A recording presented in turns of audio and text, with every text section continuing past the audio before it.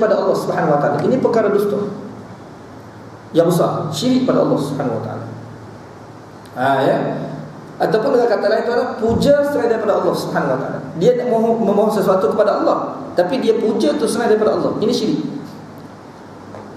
Ya. Tuan-tuan, dan di dalam ayat yang lain Allah Subhanahu wa taala sebut. Kenapa Allah Taala sebut ini, tuan? Syirik adalah dosa yang besar. Ya. Kita secara akal, tuan, secara akal cuba kita fikir. Orang yang syirik kepada Allah, kita kata tuan-tuan tu bomoh lah. Senang cerita ya. Kenapa tuan-tuan bomoh ni syirik? Sebab dia puja selain daripada Allah. Perbuatan memuja selain daripada Allah Subhanahu wa taala ni. Puja hantu raya, puja jin. Ini syirik pada Allah. Tuan-tuan, ya, kalau kita tengok tuan, orang yang melakukan perbuatan khurafat, syirik, ya, puja roh-roh, hantu raya, jin dan sebagainya ni, dan kita banding dengan manusia yang lain yang mencuri, tuan-tuan, yang merompak, merogol, membunuh. Siapa yang biasa ni sebenarnya? Ya, tengok akal kita, tuan-tuan. Ya, orang pertama, tuan-tuan, dia tak bunuh orang. Bahkan kita kata ini orang yang baik. Baik dia, cakap lembut. Cuma masalah, tuan-tuan, dia puja benda lain. Adalah benda yang dia buat kat rumah dia. Dia berasak dengan kemenyangannya. Kan? Solat tu lah. Tak tinggal solat. Sesuap dia lagi. Banyak lagi lah. Ibadat umrah tiap-tiap tahun. Baca Quran tak tinggal. Tapi dia ada benda-benda perkara itu. Tuan-tuan, orang yang kedua kita tengok ni, tuan, masyhur dengan pembunuh. Kan? Pembunuh, perogoh bersiri kita katakan. Apa dia lagi kita nak sebut? Minum arak, berjudi. Pada dia saja tu macam-macam kejahatan dia buat. Apa berlaku? Di sisi kita, tuan, kita akan tengok yang kedua tu yang lebih teruk. Di sisi kita. Di sisi Allah Subhanahu wa taala, tuan, yang pertama tu lebih teruk lagi. Paling sekali. Kenapa, tuan-tuan? Allah sebut dalam Quran, innallaha la yaghfiru an yushraka bihi. Sesungguhnya Allah tidak ampun orang yang syirik kepada Allah. Suatu Allah sebut yaghfir dalam Quran, innallaha la yaghfiru. Allah tidak ampun. Allah guna yaghfir. Apa maksud, tuan? Daripada sifat ghafur, Allah Subhanahu wa taala ada satu sifat ghafur. Ghafur ni sifat mengampuni, maha mengampuni. Ini ghafur. Daripada ghafur ni Allah sebut yaghfir. Tuan-tuan, sifat ghafur Allah Subhanahu wa taala berkuasa untuk hapuskan seluruh dosa hamba. Walaupun hamba itu tidak taubat pada Allah. Itu ghafur. Ghafur ni tidak mensyaratkan hamba itu bertaubat pada Allah. Andai kata, tuan-tuan, manusia dia mati, kembali kepada Allah, hal keadaan dia tidak sempat bertaubat kepada Allah, dia buat dosa, tuan-tuan, buat dosa. Apa berlaku, tuan-tuan? Yakni dosa yang dia bawa jumpa dengan Allah Subhanahu wa taala boleh hapuskan dosa tersebut. Sama ada, tuan-tuan, hapus sebelum memasukkan dia ke neraka Jahannam, ataupun dengan memasukkan dia ke neraka Jahannam akhir sekali Allah padamkan dosa dia. Ini adalah dosa selain syirik. Adapun syirik, tuan-tuan, tak terhapus sampai bila-bila. Ya, tak terhapus sampai bila-bila. Sebab itu, tuan-tuan, apa berlaku di hari akhirat? Orang syirik kekal dalam neraka kalau dia tidak taubat kepada Allah. Tuan-tuan, dulu ya, mungkin kita pernah buat lah benda-benda perkara begini kan. Dulu kita tak taubat kepada Allah. Betul? Bila tak taubat, Allah tak ampun. Dia kena taubat pada Allah terlebih dahulu. Ya. Habis kalau dia solat tu, katalah dia buat perkara ni, tuan-tuan, umur 30 tahun. 30 tahun, tuan-tuan. Dan dia tidak taubat. Selepas tu dia solat seperti biasa, tuan-tuan. Pergi haji, pergi umrah. 30 tahun ni sampai umur 60 tahun, tuan-tuan. Dosa yang dia buat 30 tahun dulu, masa umur dia 30 tahun ni, tuan-tuan, dia puja hantu raya lah, macam-macam lah kan, orang zaman dulu, tuan-tuan. 30 tahun ibadat dia pun sia-sia saja. Tak ada faedah, tuan-tuan. Syaitan ni bukan situ lah. Sebab tu syirik ni dia kena taubat pada Allah sebelum mati. Kalau dosa lain, tuan-tuan, kita kata tak apa lagi, bukan bermakna tak apa, tak taubat, bukan. Manakala kita, contoh, tuan-tuan, kita pernah bunuh orang dulu kan, ataupun kita pernah rogol orang. Umur bila, tuan? Kita kata umur masa 20 tahun. Sekarang dah tak ingat dah tuan-tuan. Sebab apa? Dah lama sangat dah. Jangan kita fikir Allah SWT apabila kita tak ingat, mana Allah pun tak ingat juga tuan-tuan. Tak benar. Sebab Allah Ta'ala sebut dalam Quran, wa mallahu bighafilin amma ta'malun. Allah SWT tidak pernah lupa apa yang dilakukan oleh manusia. Bila Allah tak pernah lupa, Allah bagi tahu dalam Quran, Allah tak pernah lupa. Allah akan datangkan perbuatan kita di hari kiamat nanti. Untuk Allah Ta'ala perhitungkan, Allah SWT bagi balasan. Tuan-tuan, katakanlah tuan-tuan, kita pernah berzina dulu, umur kita 20 tahun, sekarang dah 60 tahun, kita pun dah tak ingat, tak sempat taubat tuan, dosa tersebut. Kita berpeluang untuk diampunkan oleh Allah. Berpeluang, ada peluang di hari akhirat nanti. Sekurang-kurangnya tuan-tuan, kalau Allah SWT tidak ampun pun, Allah terlebih dahulu Allah humban kita dalam neraka jahanam kerana perbuatan dosa kita terdahulu. Kan? Sampai satu masa tuan-tuan, tempoh ni dalam neraka dia ada tempoh dia. Apabila selesai daripada dosa tersebut tuan-tuan, Allah lepaskan kita, habis. Dia tidak kekal dalam neraka. Sebab tu akidah Ahlussunnah wal Jamaah ni tuan-tuan, ya, orang beriman ni dia tidak kekal dalam neraka. Yang kekal ni siapa dia tuan-tuan? Kafir, syirik pada Allah. Ni tadi yang syirik tadi. Orang kafir tu kita kata memang patutlah dia tu kafir. Dia bukan orang Islam. Ni masalah ni tuan-tuan, orang Islam ni syirik pada Allah. Maknanya tuan-tuan, syirik ni begini, dia sembah Allah. Dalam masa yang saya dia sembah juga selain daripada Allah. Begitulah secara mudah. Allah SWT dia puja, dia puji tuan-tuan. Dia ibadat, dia abdikan diri kepada jin pun tuan. Dalam masa sama dia pun abdikan diri dia juga pada jin. Kan? Sebab tu kita tidak pelik tuan-tuan. Orang zaman dulu kalau bersilat dengan dia ni tuan-tuan, kita tikam dia tu tak lu. Apa benda tu? Cuba kita fikir tu. Apa benda tu? Bersilat hebat tuan, tapi kita tikam tu tak lu tuan. Marilah pisau paling tajam macam mana pun, tikam sekuat mana pun tidak lu. Orang kata tak degi, tak degi. Lepas tu kalau tuan-tuan pernah tengok dalam YouTube Indonesia lah, tu tembok tu lelaki berapa dah, beratus dah tak mati tu dia. Macam kita tengok pokok begitu, pokok pun tumbang. Dia tak tumbang hebat tak hebat. Cuba tengok dari dia ada tu, apa dia, kembar tu, kembar lah. Tu dia kira-kira ni hebat daripada Nabi lah. Hebat. Sahabat Nabi pun tuan-tuan luka kalau perang ni.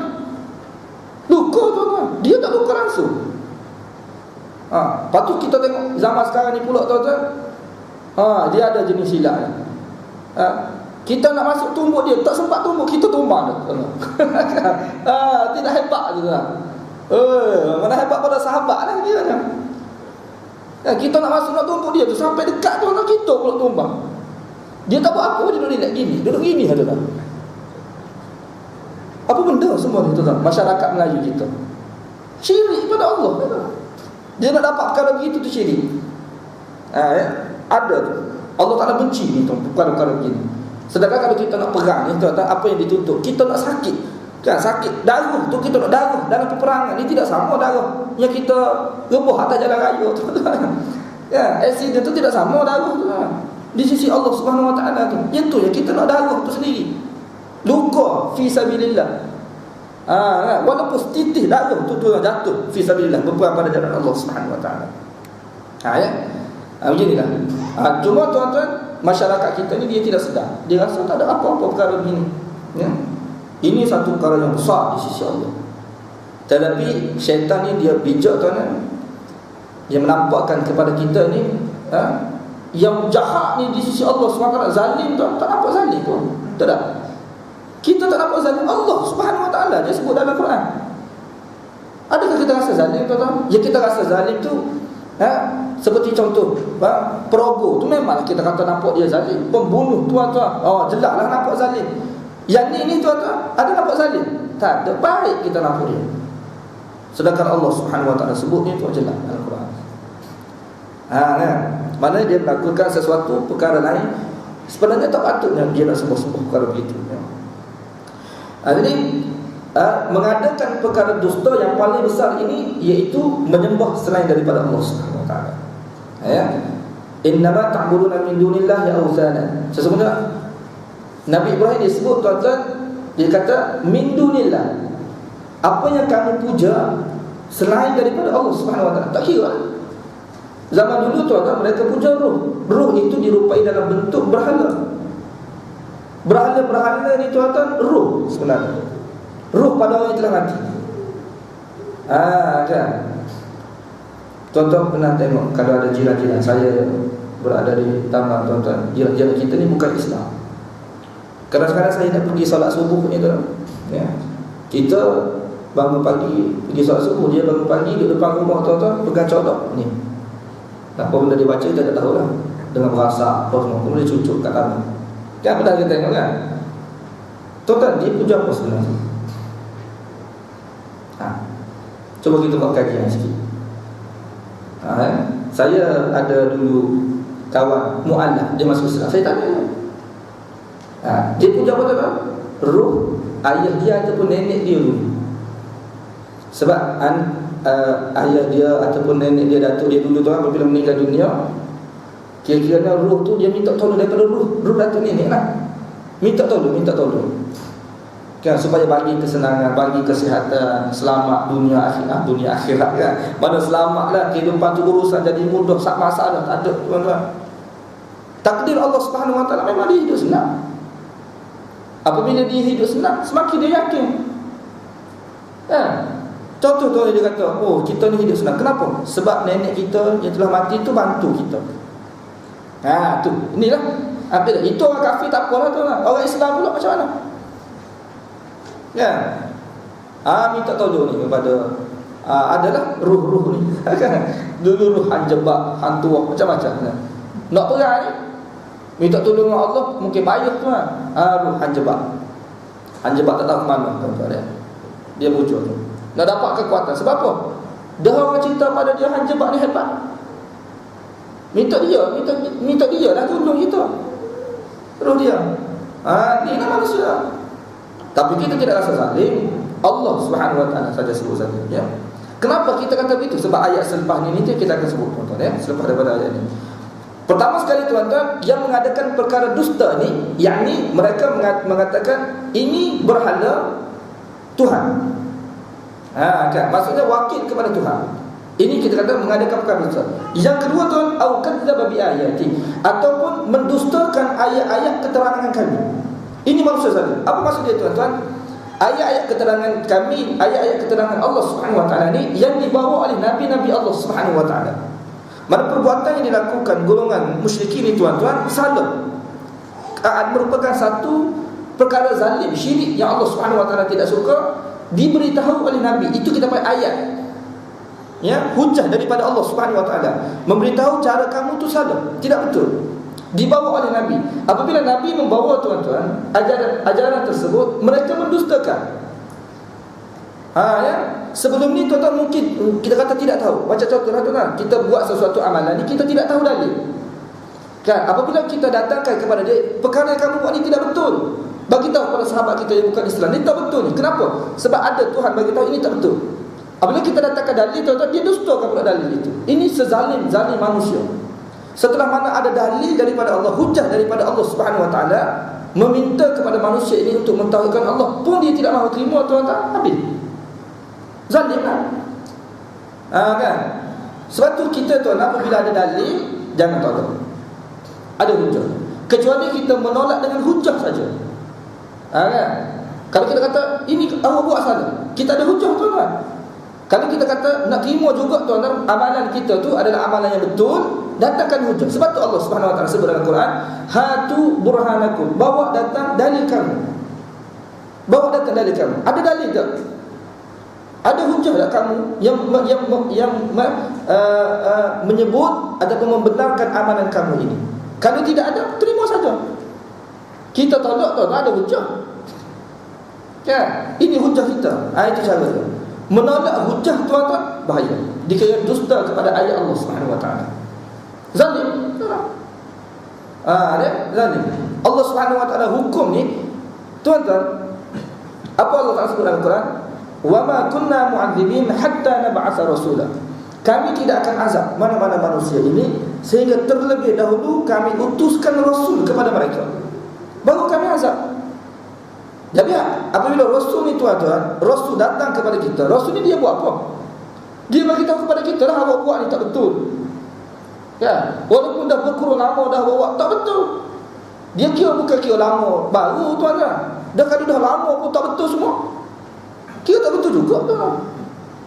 Itu cara dia. Nabi bagi tahu. Apabila utus, tengok, apabila Allah Taala utuskan Rasul tuan-tuan, manusia tak terima, Allah azab. Mana Allah Taala azab ni terlebih dahulu Allah utuskan. Ini kaedah Allah Subhanahu Wa Taala. Kaedah Allah Subhanahu Wa Taala, Allah utuskan Rasul terlebih dahulu. Allah Subhanahu Wa Taala tidak akan azab hamba dia kalau tidak ada Rasul, tidak ada peringatan daripada Allah. Peringatan ni ayat-ayat Allah Subhanahu Wa Taala. Apabila datang ayat Allah pun dia dusta juga tuan-tuan. Dusta juga. Kan? Macam Nabi Ibrahim kan. Sebelum tu tuan-tuan, Nabi Ibrahim ni kira-kiranya dia tak kata apa kan. Macam contoh kan. Nabi SAW terima wahyu umur berapa? 40 tahun kan. Sebelum tu tuan-tuan, apa berlaku? Apa berlaku sebelum tu? Manusia ni dia menyembah berhala dah. Ya, menyembah berhala. Ya. Jadi ketika tu tak apa, apabila Allah Taala utuskan Nabi dan Nabi memberi peringatan, amalan kamu ni tidak betul, dan mereka mendustakan ajaran Rasul tersebut, Allah azab. Allah Subhanahu Wa Taala azab kerana apa? Kerana peringatan sudah sampai. Zalim. Allah Subhanahu Wa Taala kata zalim. Innahu la yuflihul zalimun. Dan orang yang zalim ini tidak akan dapat kejayaan. Tidak akan dapat kejayaan. Sebenarnya tuan-tuan tidak dapat kejayaan ni apa dia? Dunia pun tak dapat kejayaan dah. Lebih-lebih lagi di hari akhirat. Apa maksud tidak dapat kejayaan tuan-tuan? Yakni di hari akhirat Allahumma dalam neraka. Tu. Kenapa? Sebab berjaya sebenar ni selamat daripada azab. Ya. Dalam Quran Allah Subhanahu Wa Taala sebut faman zuhziha 'anil nar. Tengok ni. Tuan-tuan kita kena pegang ayat ni. Allah Subhanahu Wa Taala sebut faman zuhziha 'anil nar. Sesiapa yang diselamatkan oleh Allah, dilepaskan oleh Allah Subhanahu Wa Taala daripada neraka Jahannam. Faman zuhziha 'anil nar wa udkhila al-jannah, dan dimasukkan ke dalam syurga, faqad faz. Dialah yang mencapai kejayaan yang sebenar. Maksudnya tuan, hakikat kejayaan bagi manusia ni dia kena sedar tuan. Kejayaan sebenar apabila selamat daripada azab Allah. Bermakna apabila Allah Subhanahu Wa Taala menyebut dia tidak akan mendapat kejayaan orang yang zalim, ini apa berlaku? Apa makna tuan-tuan? Mana di hari akhirat akan diazab oleh Allah. Hamba yang gagal. Sebab itu tuan, ukuran kejayaan kita ini bukan pada PhD, bukan pada master, bukan. Bukan pada berpangkat. Kalau pada kita ni tuan-tuan, mungkinlah pada kita kata apabila kita dah ada mencapai pangkat datuk dah tuan-tuan. Datuk ke Datuk Seri ke Tan Seri ke tuan-tuan. Gaji 80,000, 100,000 ke ikut lah apa kan. Kira-kira ni jaya lah bagi kita tuan-tuan. Tapi saya selalu sebut tuan-tuan, kalau mati masuk neraka apa faedah? Apa faedah? Kalau duduk dalam rumah besar sekalipun tuan, kereta mewah sekalipun, mati masuk neraka, apa faedah? Yang kita nak ni tuan, terlepas daripada azab Allah Subhanahu Wa Taala. Sebab itu tuan-tuan, Nabi SAW sebut dalam hadis, al-kayyisu man dana nafsahu wa 'amila lima ba'da al-maut. Al-kayyisu man dana nafsahu wa 'amila lima ba'da al-maut. Orang yang cerdik, kata Nabi SAW, yang sentiasa memperhitungkan tentang dirinya dan membuat persediaan tentang kehidupan yang selepas daripada mati. Itu cerdik sebenar. Itulah yang cerdik. Dia tak fikir masa dunia ni. Bukan kata tak fikir, tak fikir langsung. Persediaan yang dia buat ni tuan-tuan, sebab dia tahu selepas daripada dia mati ni dia akan hidup kembali. Itu orang paling cerdik kan. Kalau tidak ada PhD pun tak apa. Daripada orang bersungguh-sungguh ni tuan-tuan kejar dunia.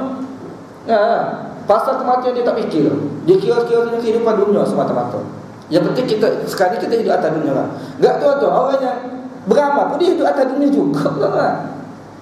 Bukan dia bermakna fana ni maksudnya tenggelam dah, dia tak peduli dah pasal dunia ni tuan. Tidak.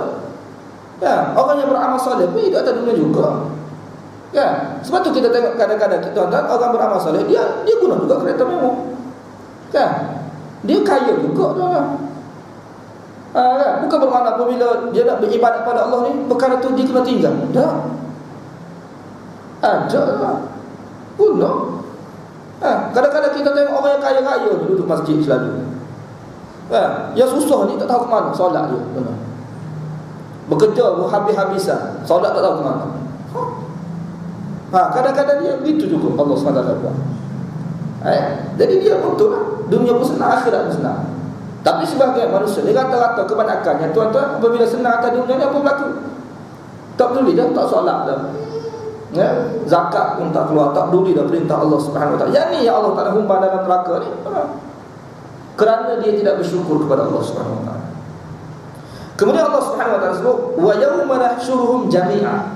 Hari kami akan al-hasyru dalam bahasa Arab bernama al-jam'u, kumpul.